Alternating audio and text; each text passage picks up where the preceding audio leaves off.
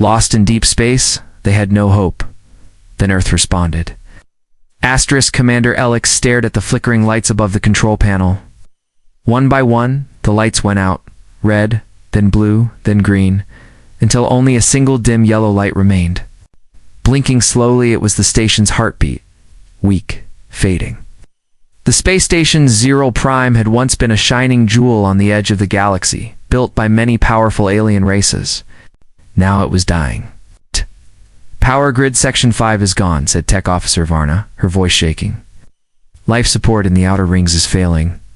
We've already lost 3 decks. Alex kept calm, though his 4 eyes were tired and his once bright silver skin now looked dull under the emergency lights. How many left, he asked. 2,000, Varna replied quietly. But the number drops every hour. And, Commander, we're out of time. Alex looked around the dark command center. Cold air crept in through broken vents. Most systems were down, and food supplies were running low. But worse than that, something was eating the station from the inside. Not a creature, not something they could shoot, but a silent energy. Parasite, slowly chewing through cables, control lines, even thought pattern circuits. No one knew where it had come from. It didn't match anything in the databases. All they knew was that it was spreading, and no weapon had slowed it down. We need to try the analog pulse again, Alex said at last. Varna looked surprised. Sir, ... No one even listens to analog frequencies anymore. It's ancient tech. I know, he said. But maybe someone, somewhere, is old-fashioned. They turned on the emergency beacon, a machine so old it still ran on a copper coil and a spinning magnetic core. It began sending a simple message out into the stars, repeating one word in 100 languages, help, far away. On a small human research vessel called Artemis, Dr. Naomi Cross was cleaning a dust-covered signal antenna. She was alone in the lab, as usual. Earth's science division hadn't taken her project seriously, not after her last theory was rejected by the Council. Her job now? Listen to space for echoes from ancient civilizations. Junk work, or so they said. She yawned, and sipped her cold coffee, brushing crumbs off her screen. Then something beeped. She sat up. Signal, she muttered. She checked the data stream. The wave pattern was strange. It wasn't digital, not encrypted, not coded. It was raw, analog, with a low pulse tone, repeating, weak, outdated. She ran a scan. That's old tech, really old. Who's still using this? As she listened closely, the message began to make sense. Help, help. Her hands moved quickly. She checked the signal's path. It came from a region beyond known space, far past the last mapped colonies. What? Wait a minute, she whispered. This is real. Naomi hit the emergency call button. Captain Trent, get to Lab 3 now. Minutes later, Captain Elias Trent, a tall, quiet man with sharp eyes, stood beside her. He listened to the signal, arms crossed. Could be a trap, he said. Could be. Naomi agreed, but someone's still alive. And no one else is listening. We have to go. Trent stared at the star map. The signal came from a dead zone, a place marked with warnings, rumors, and stories about vanished fleets. Prep the ship, he finally said. We answer the call back on Zero Prime. Days passed. The lights continued to fade, sections collapsed, or lives were lost. Alex sat in the dark, watching the slow blink of the analog pulse. They hadn't received a reply. No one had come. Maybe no one had heard, or maybe no one cared. Suddenly a low sound filled the command center, a tone not from there. System. A pulse. Different, Commander, Varna gasped. We're getting something. It's coming in on the same frequency. Lex stood up. Is it a reply? She adjusted the controls.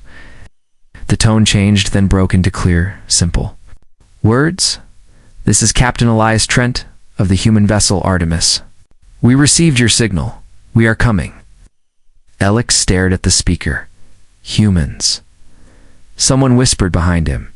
Alex took a deep breath. They're coming into the dark. For us, and in that moment, for the first time in weeks, hope. returned to Zerl Prime, but deep in the station's lower decks. The energy parasite stirred, reacting to the new frequency, and moving toward it, Captain Elias Trent stood at the front of the bridge, eyes locked on the growing shape in the distance. Zerl Prime looked like a dying star wrapped in broken metal. Lights flickered across its body, some parts glowing, others completely dark. It was massive, maybe the size of a small moon, but it looked sick, like something had been eating it from the inside. "All systems stable," said Kira, the ship's pilot. "We'll reach the outer docking ring." "In 10 minutes, Trent nodded. "Good. Keep shields at 30%. We don't want to look threatening." Naomi sat beside him, watching the signal still coming from the station. "They're trying to guide us in, but their systems are weak. Looks like someone's patching power from emergency units." "Someone smart," Trent said. "Still alive. Still trying." He turned to his second officer. "Get a small team ready. I want 2 engineers, 1 medic, and a translator drone. We're not sending a full squad until we know it's safe. Down in the ship's prep bay for crew members. Suited up." One of them, Mason, was the ship's youngest engineer. He double-checked his tools, his breathing shaky. Naomi noticed and placed a hand on his shoulder. "You'll be fine," she said. "This is what we trained for." Mason gave a nervous smile. "First time stepping onto a real alien station." Naomi nodded. "Same here, but they called for help. That means they want us there." As the docking clamps locked onto a small emergency airlock, the team gathered at the entrance. The pressure equalized with a hiss, and the heavy door slid open. Cold air greeted them, thin and filled with static. The hallway ahead was dark except for faint yellow lights along the floor. Broken panels sparked. Wires hung like vines. Silence was deep, heavy, as if the walls themselves held their breath. Trent led the way, flashlight cutting through the darkness. "No weapons unless absolutely needed," he said. "We're here to help, not fight." They moved carefully, the floor creaking beneath their boots. Signs of damage were everywhere. Burn marks, melted steel, a deep black growth on some of the walls, pulsing faintly. Naomi stopped to scan it. "This isn't just mold. It's absorbing energy. Heat, light, even sound. I think this is the thing killing the station." Suddenly, a soft sound echoed. From behind a corner, the team froze. Trent motioned with his hand, and they slowly moved toward it. From the shadows, a small figure stepped forward. Thin, trembling eyes, wide and glassy. It was a child, clearly not human. Her skin shimmered light purple, and her hair floated as if weightless. She looked at them with a strange mix of fear and hope. Naomi crouched down. "It's okay," she said gently. The translator drone repeated her words in several languages. The child blinked, then whispered something. The translator processed it and spoke. "You came. You're real." Trent stepped forward. "Where are the others?" She pointed down. "The corridor. Below. They're hiding from the blackness. It eats the light." The black growth on the wall pulsed, almost like it had heard her. The team moved quickly, following the child's lead. The path took them through damaged halls, twisted support beams, and half-lit stairways. In one room, they found 3 more survivors, 2 adult engineers, and a medic. They were weak, but alive. More groups followed by the time they reached the old control chamber. The humans had counted over 30 survivors, the last of the station's upper decks. Commander Alex stood at the center, pale and exhausted. His eyes widened as the humans entered. "You really came?" he said, voice rough. "We thought the signal had died." Trent nodded. "We got it. We're here to help." "How many are still alive?" Alex looked around. 2,000. Maybe. Less, most are deep below. We've sealed the lower levels. That's where it grows fastest. Naomi walked to the old control screen. "Can we access the station map?" Varna, the tech officer, touched a broken panel. Lights flickered, and a damaged map appeared. Naomi stared. "If we can reroute power through this line here and restart the air systems in Section 6, we can bring life support back to half the station." Trent turned to Alex. Let us try. Our tech isn't advanced like yours, but it's strong, simple, and sometimes simple works. Alex studied him for a long moment. Then he nodded. Do what you can. Back near the entrance, the black growth shifted. It had felt the energy surge. And now, it was coming.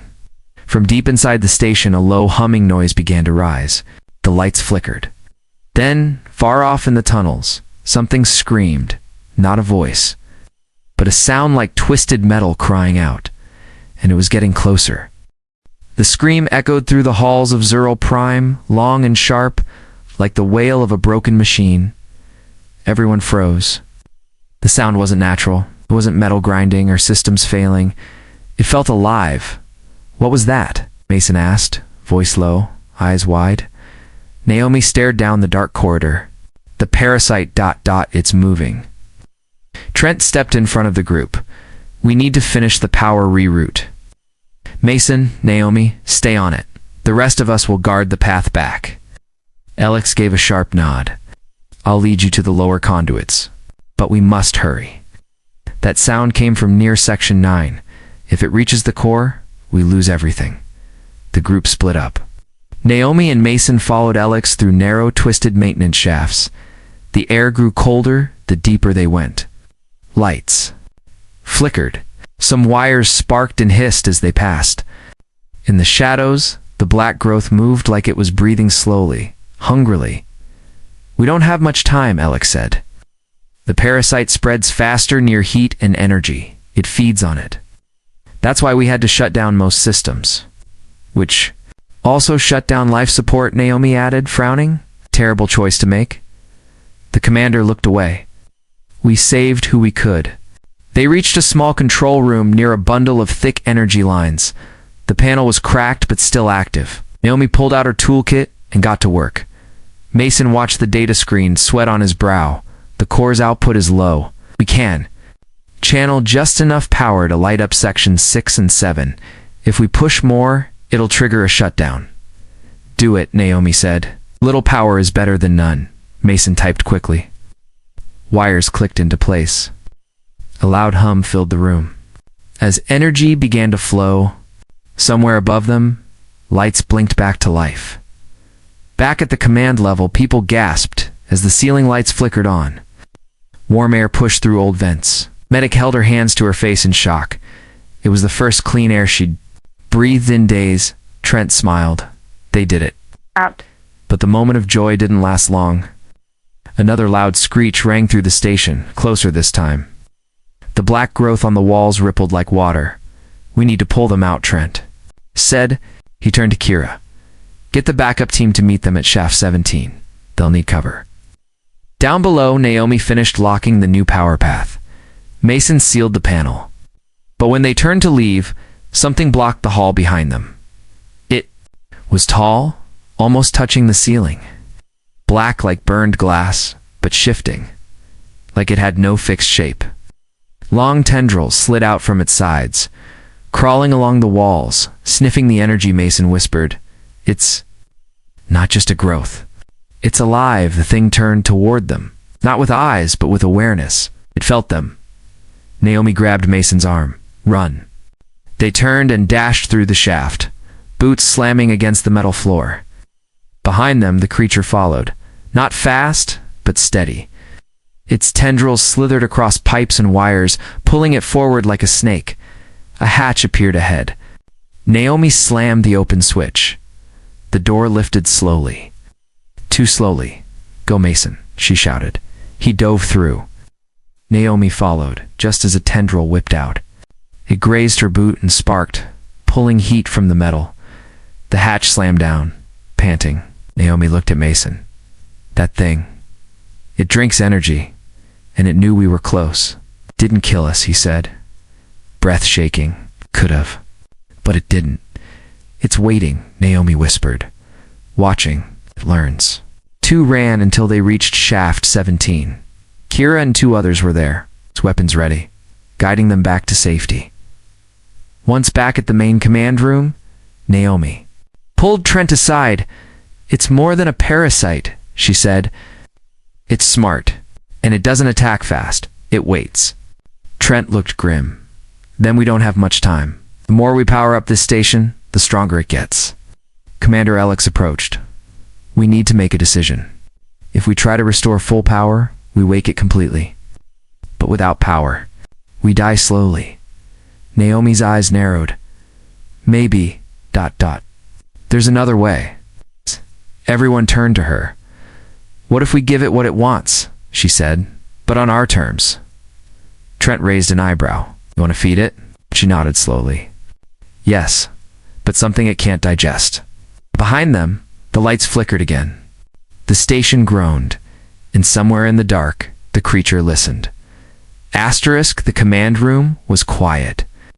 Everyone stared at Naomi, trying to understand what she meant. Feed it something it can't digest? Trent asked. Like what? Naomi turned. To Mason, you said earlier it reacts to power, right? Only certain types. What if we give it power that's not clean something unstable? Mason nodded slowly, like an overcharged core. Or corrupted fuel cells. Exactly, Naomi said. If we push unstable energy into it, maybe it won't be able to absorb it. Maybe it will slow down or even break apart. Alex folded his arms. That's dangerous. If it explodes, we lose the station. Naomi didn't look away. And if we do nothing, we still lose everything. Trent stepped between them. Let's test it first.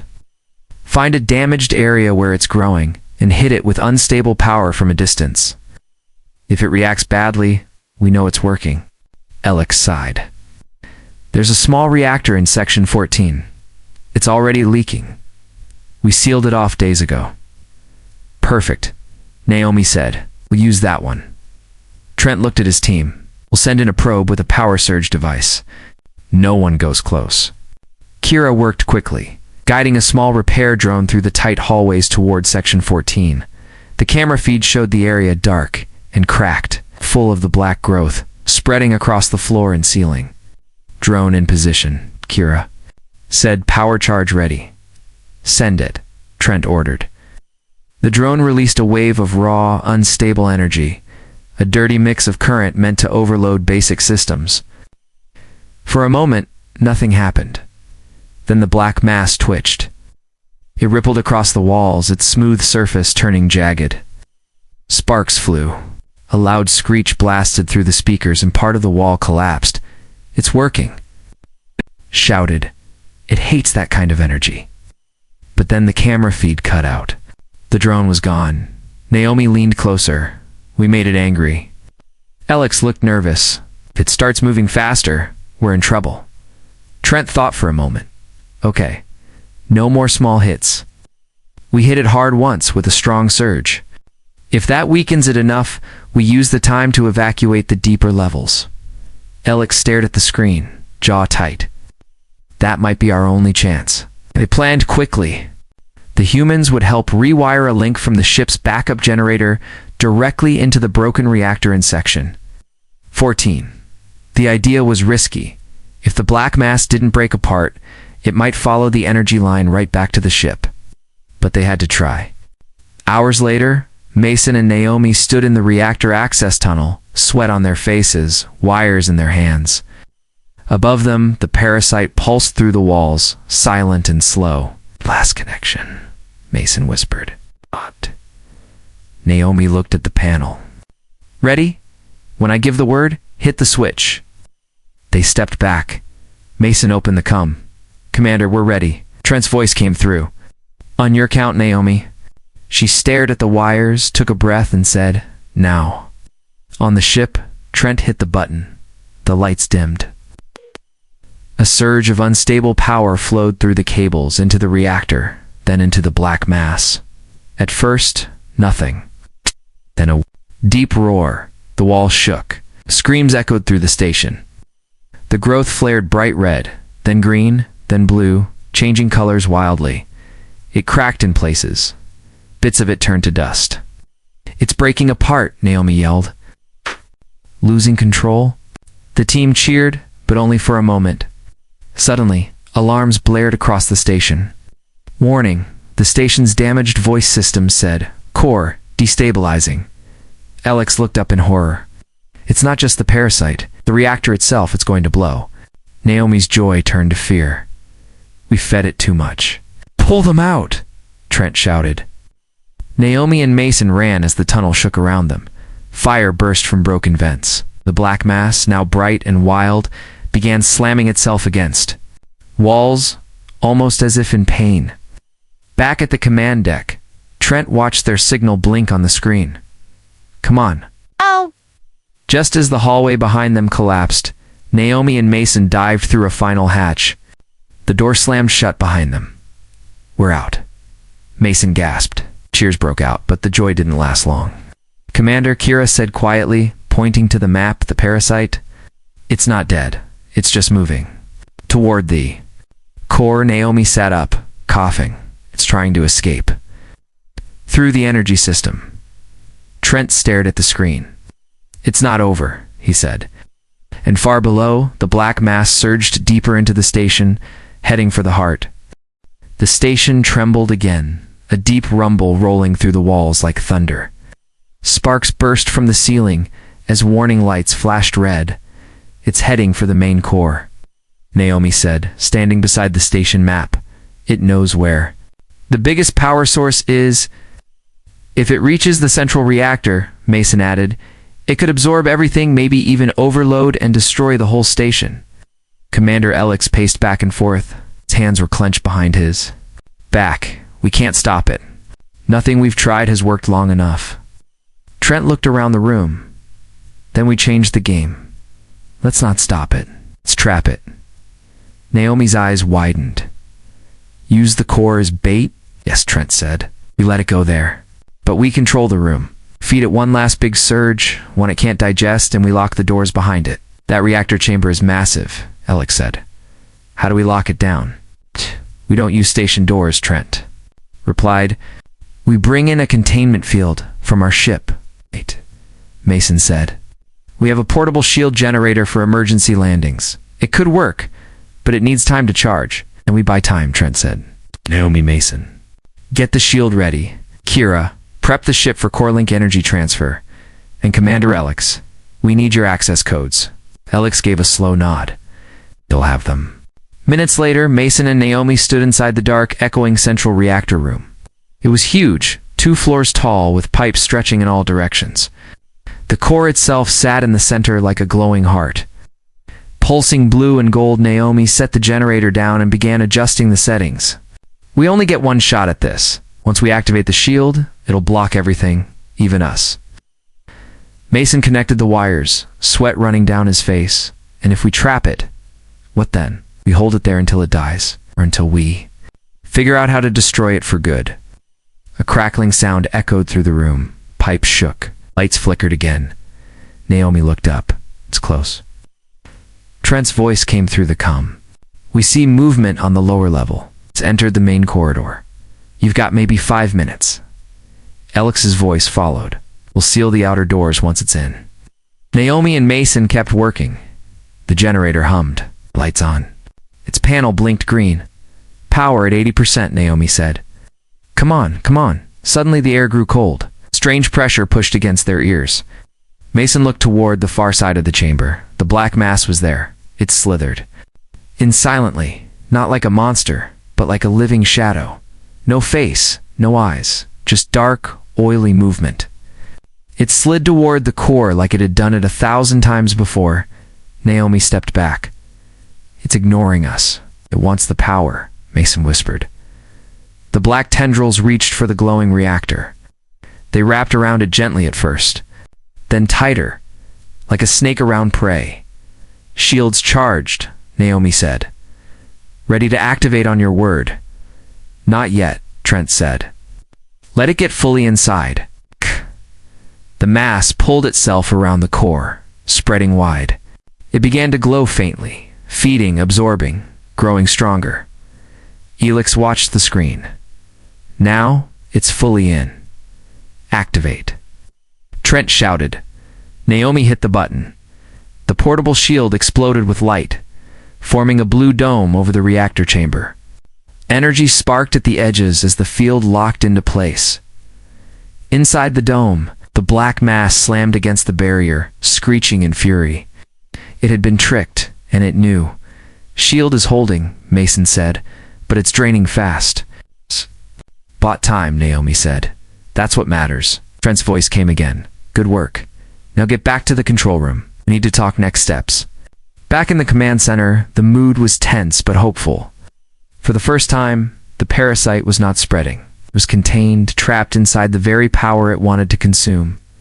Naomi sat down, exhausted. Now, we study it. We learn how to destroy it. Trent nodded. One step at a time. But then Kira turned from her screen, face pale. Captain ... We have a new problem, what now? Trent asked. Kira swallowed. Something in the creature's energy signature. It's changing. It's copying the reactor's output pattern. Naomi stood. It's learning again. Mason's voice was barely a whisper. What if it finds a way to become the power? Everyone stared at the screen, showing the black shape inside the shield. It no longer slammed against the barrier. It pulsed with the same glow as the core. Trent looked grim. It's not trapped, he said. It's transforming. Asterisk, the control room fell silent. Everyone stared at the screen showing the shielded reactor chamber. Inside, the black mass no longer looked angry or wild. It was calm, pulsing slowly with the same blue and gold light as the core. It's syncing with the reactor, Naomi said. It's learning how to act like energy. Or worse, Mason added, it's learning how to be energy. Alex Stepped closer to the screen. That's not just mimicry. That's adaptation. Trent crossed his arms. And the trap didn't stop it. It made it smarter. Kira, check to the shield generator's power levels. We got 20 minutes of containment left, maybe less. After that, it'll break out. Naomi's mind raced. We need to shut down the core. Cut off the energy. If it has nothing to feed on, it might stop adapting. Alex shook his head. Shut down the core. We lose life support. Lose lighting, oxygen, heat, everything. Trent looked around at the team. What if we shut down only the main core, but keep the ship running? We can move people there. That's not enough, Naomi said. If this thing escapes again, it could follow us back to Earth, or any other colony. Everyone knew she was right. Maybe, Mason said slowly, maybe we can still overload it. But not with unstable energy this time. Something else. Like what? Trent asked. Like information, Mason replied. Naomi turned to him. You mean flood it with data? Exactly, he said, eyes lighting up. It learned from simple patterns. What if we give it chaos, confusion? get hundreds of signals at once? Raw, unfiltered data it can't make sense of? Like noise for a brain, Naomi said. That could disrupt it. We have hundreds of old signal banks on the ship, Kira added. Movies, music, languages, history, thousands of hours of Earth data. Lex looked unsure. Will it work? Naomi shrugged. I don't know. But if this thing is trying to become a kind of intelligence, we flood it with the madness of humanity. Let's do it, Trent said. It's worth a shot. They worked fast. Naomi connected the data lines from the ship's media library directly into the shield field. Mason programmed a loop. Videos, sounds, code, even Earth's emergency broadcasts. Some in perfect order, others in complete nonsense. We're sending everything, Mason said. Every piece of noise we've ever recorded. Begin the upload, Trent ordered. The reactor room's lights flickered as the feed began. Inside the shield, the black mass pulsed with energy, then twitched. The color of its glow changed, flickering wildly. It rippled faster, like it was shaking. The sound system picked up a low hum, then screeching, then silence. Something's happening, Kira said. Its form is shifting again. On screen, the black shape was spinning slowly, almost like it was in pain. Sparks flew across the shield as it slammed against the barrier again, but weakly. It's confused, Naomi said. It's not just feeding anymore. It's trying to understand everything at once.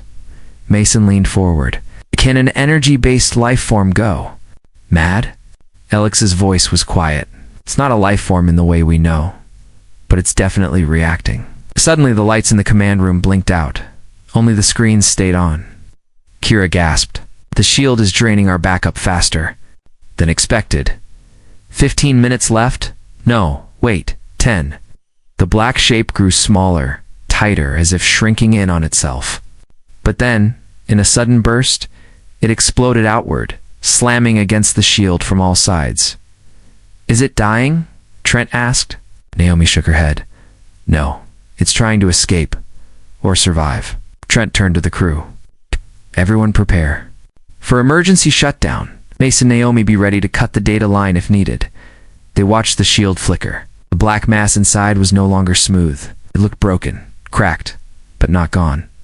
Then, without warning, it stopped moving. Kira stared. It's frozen. Naomi checked the readings. It's not feeding.